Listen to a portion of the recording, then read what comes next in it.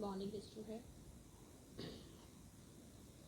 आज हम आपकी कक्षा का पाठ 11 स्वच्छ भारत अभियान का यहाँ पर एक्सप्लेनेशन करेंगे। बच्चों, स्वच्छ शरीर और स्वच्छ परिवेश में ही स्वच्छ मन और स्वच्छ समाज का विकास होता है। जीवन में स्वच्छता और सफाई का बहुत महत्वपूर्ण स्थान है। बचपन से ही यदि हमारे देश के सभी बच्चे स्वस्थ रहेंगे तो हमारा आने वाला भविष्य भी स्वस्थ और सुरक्षित रहेगा। स्वच्छ वातावरण का प्रभाव तन और मन दोनों पर पड़ता है। सुंदर और स्वच्छ माने जाने वाले देशों में दुनिया भर से पर्यटक पर्यटन के लिए आते हैं, जिससे देश के मौद्रिक लाभ होता है। घूमकर वापस अपने देश जाने वाले ये पर्यटक उस देश स्थान की सुंदर छवि में लिए लौटते हैं। विडंबना है कि आज़ादी के लंबे समय तक भारत में साफ सफाई को लेकर जन जागरण शुरू नहीं हुआ, जबकि राष्ट्रपिता महात्मा गांधी को यह बेहद प्रिय था। कृतज्ञ राष्ट्र ने जब अब जाकर स्वच्छता भारत अभियान को अपनाया है, जिसके कारण जनता में एक नई जागृति आई है। स्वच्छ वातावरण का प्रभाव तन और मन, यानी कि यदि जब हमारा वातावरण साफ रहेगा, हम स्वस्थ रहेंगे तो हमारा मन भी स्वस्थ रहेगा। सुंदर और स्वच्छ माने जाने वाले देशों में दुनिया भर से क्या आते हैं? पर्यटक। और पर्यटक के आने से हम लोगों के देश को मौद्रिक लाभ है, यानी कि पूंजी बढ़ती है। जब वो पर्यटक घूमकर वापस जाते हैं तो वो उस देश की छवि को अपने साथ लिए, वहाँ की स्वच्छता से लेकर वहाँ के वातावरण से लेकर सभी को अपनी सुंदर छवि मन मिल के जाते हैं। लेकिन दुख की बात यह है कि आज़ादी के लंबे समय तक भारत में साफ सफाई को लेकर जन जागरण शुरू नहीं हुआ, जबकि हमारे देश के राष्ट्रपिता महात्मा गांधी ने को सफाई बहुत प्रिय थी। लेकिन अब पूरा राष्ट्र अब जाकर स्वच्छता अभियान को अपनाया है, जिसके कारण जनता में एक नई जागृति आई है।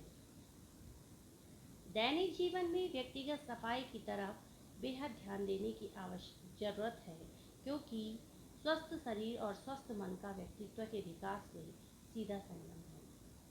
रोजमर्रा की जिंदगी में हमें व्यक्तिगत सफाई की, जैसे आसपास का वातावरण, अपने शरीर की स्वच्छता, और जब हम खुद स्वच्छ रहेंगे तो स्वस्थ रहेंगे, स्वस्थ रहेंगे तो हमारा मन और व्यक्तित्व स्वस्थ रहेगा। राष्ट्रपिता महात्मा गांधी जितना महत्व मन की स्वच्छता को देते थे, उतना ही अपने आसपास की सफाई को देते थे। राष्ट्रपिता महात्मा गांधी ने हमेशा क्या दिया? मन की स्वच्छता को महत्व दिया, लेकिन उन्होंने मन के साथ साथ अपने आसपास के और शारीरिक स्वच्छता को भी महत्व दिया। बापू की कथनी और करने में कोई अंतर नहीं था। इसीलिए तो देश की आज़ादी की लड़ाई के साथ साथ उन्होंने क्या किया? अपने शौचालय की सफाई भी उतनी ही जरूरी मानी। उनके लिए दोनों काम बहुत बड़े थे। गांधी जी ने समझ लिया था कि कई महामारियों का कारण खुले में शौच करना और घरों के आसपास फैलने वाली गंदगी है। उस समय हैजा और चेचक जैसी जानलेवा बीमारियों से कभी कभार गांव की पूरी जनसंख्या खत्म हो जाती थी। गांधी जी ने ग्राम स्वच्छता अभियान की शुरुआत की और लोगों को सफाई के प्रति जागरूक किया। वे खुले में शौच करने का घोर विरोध करते थे। यही कारण था कि उन्होंने न सिर्फ स्वच्छता की वकालत की, बल्कि गंदी बस्तियों और गाँवों में जाकर लोगों को खुले में शौच न करने और सफाई के महत्व के बारे में वैज्ञानिक तरीके से समझाया। उन्होंने सफाई अभियान को जारी रखने के लिए उन गांव-गांव घूमे, उन लोगों को बताया कि अधिकतर महामारी को समझ चुके थे कि महामारियों का उस समय क्या था, इतना विकास नहीं हुआ था कि हर बीमारियों की दवा बनी। तो हैजा, चेचक, ये ऐसी बीमारियां फैली कि जहाँ गांव के कई लोगों की क्या हो गई? मौत हो गई इस बीमारी के कारण। अब उन्होंने जगह जगह जाकर, गांव में जाकर, गंदी बस्तियों में जाकर लोगों को समझाया, उनको समझाने की कोशिश की कि सफाई को महत्व दीजिए, खुले में शौच ना कीजिए, जिससे कि अगर मच्छर और मक्खी नहीं होंगे तो बीमारियां भी उतनी कम होगी। यदि एक मक्खी उसी शौच में बैठी है और वो हम लोगों के खाने में उस जीवाणु को छोड़ती है तो बीमारी कहाँ जाएगी, हमारे अंदर। तो यही चीज़ जो है गांधी जी ने देश वालों को समझाने की कोशिश की। उन्होंने दक्षिण अफ्रीका में ना सिर्फ खुद झाड़ू उठाया बल्कि अपनी पत्नी कस्तूरबा से भी अपना शौचालय खुद साफ करने के लिए कहा। उनका कहना था सफाई रखना परमात्मा की भक्ति समान है। उन्होंने स्वयं और अपने परिवार से सफाई की शुरुआत कर एक व्यक्तिगत उदाहरण प्रस्तुत किया। इसके लिए उन्होंने, जब वो दक्षिण अफ्रीका में थे, तो उन्होंने अपनी पत्नी से कहा कि अपने शौचालय की, उनकी पत्नी का नाम क्या था, कस्तूरबा, अपनी शौचालय की खुद सफाई करो। उनका कहना था कि सफाई रखना परमात्मा की भक्ति समान है। यदि हम भगवान को मानते हैं तो हम लोगों की भक्ति क्या है, स्वच्छ रहो, साफ रहो। उन्होंने स्वयं और अपने परिवार से सफाई की शुरुआत कर एक व्यक्तिगत उदाहरण प्रस्तुत किया। अगर हमें अपने समाज और देश को आगे ले जाना है तो हमें इसे स्वच्छ और सुंदर बनाना ही होगा। इस समय देश में स्वच्छता के प्रति एक नई चेतना, नई उल्लास का वातावरण बना है। 15 अगस्त 2014 को प्रधानमंत्री नरेंद्र मोदी ने दिल्ली के लाल किले के प्राचीर से राष्ट्र के नाम अपने संबोधन में इस चेतना को मुखरित स्वर प्रदान किया। स्वच्छ भारत अभियान का सपना देखा था राष्ट्रपिता महात्मा गांधी ने। लेकिन 15 अगस्त 2014 को हमारे देश के प्रधानमंत्री ने दिल्ली के लाल किले में इस स्वच्छ भारत अभियान के तहत एक योजना बनाई और उसको अपने स्वर प्रदान करते हुए देश को स्वच्छ और सुंदर बनाना हमारी राष्ट्रीय प्राथमिकता है, ये बात करेंगे। हमारा संकल्प है कि हमें राष्ट्रपिता महात्मा गांधी को श्रद्धांजलि के रूप में स्वच्छ भारत का उपहार देना है।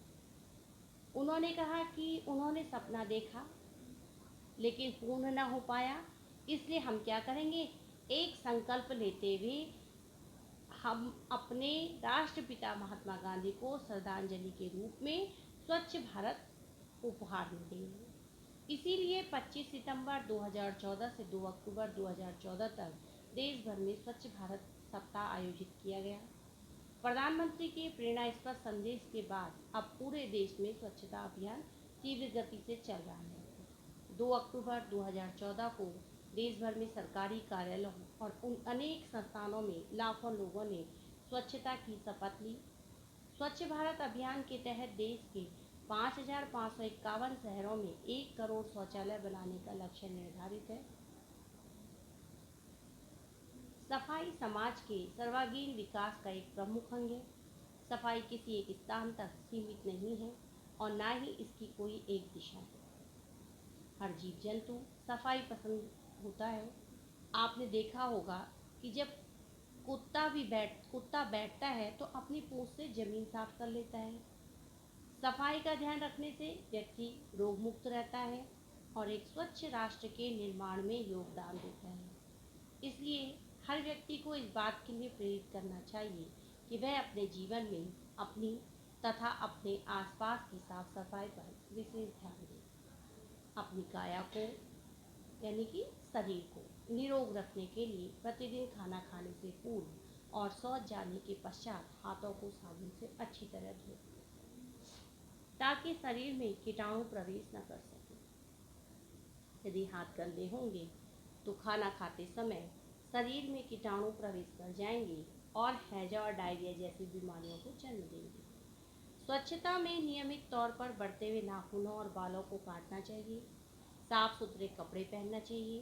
प्रतिदिन स्नान करना चाहिए। इसके अलावा अपने आसपास के वातावरण को साफ रखकर और कचरे का सही तरीके से निपटान करके हम अपने आसपास के वातावरण को शुद्ध और स्वच्छ रख सकते हैं। दुखदायक स्थिति यह है कि आज भी हमारे देश में खुले में शौच करने की मजबूरी है।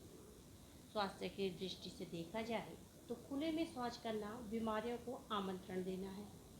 जब हम खुले में शौच जाएंगे तो वहाँ के मक्खी मच्छर सब जो है हमारे भोजन में बैठेंगे, हमारे घर पे आएंगे, तो वो हम क्या कर रहे हैं, बीमारियों को आमंत्रण दे रहे हैं, क्योंकि खुले में शौच जा रहे हैं। साफ पानी उपलब्ध नहीं होने, खुले में शौच और सफाई के अभाव के कारण डायरिया, निमोनिया, हैजा, डेंगू, मलेरिया और चिकनगुनिया जैसी बीमारियां आज भी खत्म होने का नाम नहीं ले रही हैं, जिससे अनेक लोगों को अपनी जान से हाथ धोना पड़ता है।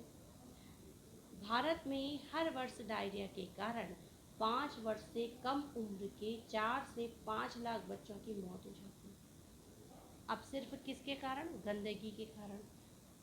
गंदगी के कारण जब इस तरह की बीमारियां फैलेंगी, डेंगू, हैजा, मलेरिया, चिकनगुनिया, तो हम अपने देश के कितने शिशुओं को खो रहे हैं? 4 से 5 लाख बच्चों। डॉक्टरों का कहना है कि सभी मौसमी बीमारियां खुले में शौच करने के कारण होती हैं। इसके अलावा खुले में शौच के कारण त्वचा संबंधी बीमारियां, खुजली होना, गमोरी होना, आंखों में तकलीफ होना, इसके बीच एनीमिया और आंतों में कीड़े जैसी बीमारियां भी जन्म लेती हैं, जिससे किडनी खराब होने का तक और तापेदिक होने का खतरा बढ़ जाता है।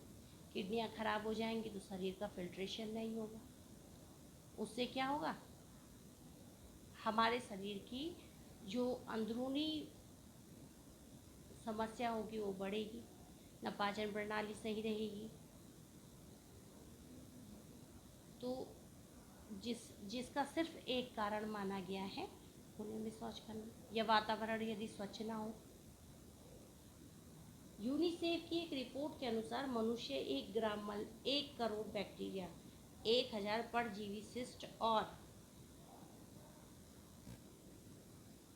100 परजीवी अंडे पाए जाते हैं। ये जब हवा में उड़ते हैं तो आसपास रहने वाले लोग कई तरह की बीमारियों की चपेट में आ जाते हैं।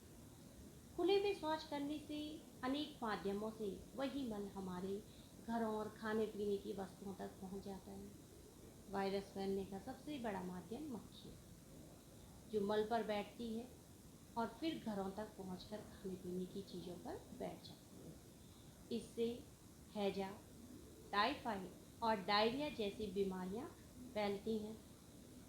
वैज्ञानिकों के अनुसार एक मक्खी एक दिन में कम से कम 3 किलोमीटर तक उड़ती है, और जब वही मक्खी मल में बैठकर 3 किलोमीटर तक इतने घरों में जाएगी तो कितनी बीमारियां फैलाएगी। उसके पैरों और पंखों में मल चिपका रहता है, जो खाने पीने की चीज़ों में घुल जाता है और वह खाने के साथ हमारे पेट में जाता है। अब वही मक्खी जब इतने घरों में जाएगी, 3 किलोमीटर पर डे के हिसाब से वो उड़ती है, तो क्या होगा, बीमारियां फैलेंगी। बीमारियां फैलेंगी, व्यक्ति का जब स्वास्थ्य ठीक नहीं होगा तो उसका मन भी स्वच्छ नहीं होगा। इसके अलावा यदि कोई बहते हुए पानी के किनारे खुले में शौच कर रहा है तो वह पानी के साथ बह जाता है। हो सकता है कि आगे कोई स्नान करने के लिए या कूला करने के लिए उस जल का उपयोग करे, इससे गंदगी उसके पेट में पहुंच जाएगी। खुले में किया गया शौच मिट्टी में मिल जाता है, जिससे वहाँ उगाई गई सब्जियाँ भी बीमारियों का सबब बन जाती है। साथ ही पालतू जानवर जैसे गाय, भैंस, कुत्ता, बिल्ली, गाड़ियों के पहिए, जूते, चप्पल भी खुले में किए गए शौच के घरों तक पहुंचाने का चलन है। जो आपने देखा होगा कि गांव के तालाबों में लोग वहीं कपड़े धो रहे हैं, भैंसें नहा रही हैं, वहीं शौच का किया जाता है, तो उससे कितनी बीमारियां फैलती हैं, और उस बीमारी के जरिए हमारे कई गांवों को बहुत क्या करना पड़ता है, अपनी जनसंख्या से हाथ धोना पड़ता है। अब सोचिए कि हर साल हमारे देश में इन बीमारियों के कारण, किसके, डायरिया के, 4 से 5 लाख बच्चों की मौत हो जाती है। और डॉक्टरों का कहना भी है कि मौसमी बीमारियां जो होती हैं वो सिर्फ किस लिए होती है, खुले में शौच के कारण। आप सोचिए कि यदि हम लोगों को अपना देश स्वच्छ और साफ रखना है तो वातावरण स्वच्छ रखना होगा, और उसके लिए सबको यह समझाना होगा कि अपने आसपास के वातावरण को दूषित न करो, कूड़े को सही जगह में डालो, खुले में शौच ना करो, घर घर शौचालय का निर्माण करवाना चाहिए। अब तो भारत सरकार ने इसके लिए बहुत सारी योजना बनाए और घर घर शौचालय खुलवाए भी हैं, जिससे काफ़ी रोकथाम तो लगी है, परंतु इन बीमारियों के कारण जो परेशानियां छोटे बच्चों को, जानवरों को झेलनी पड़ती है,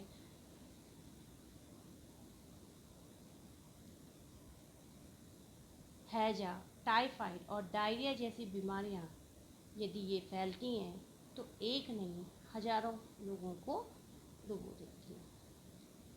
आज मैं इस चैप्टर का अंत यहीं पे करूँगी, और अपने अगले वीडियो में आपको इसके आगे का भाग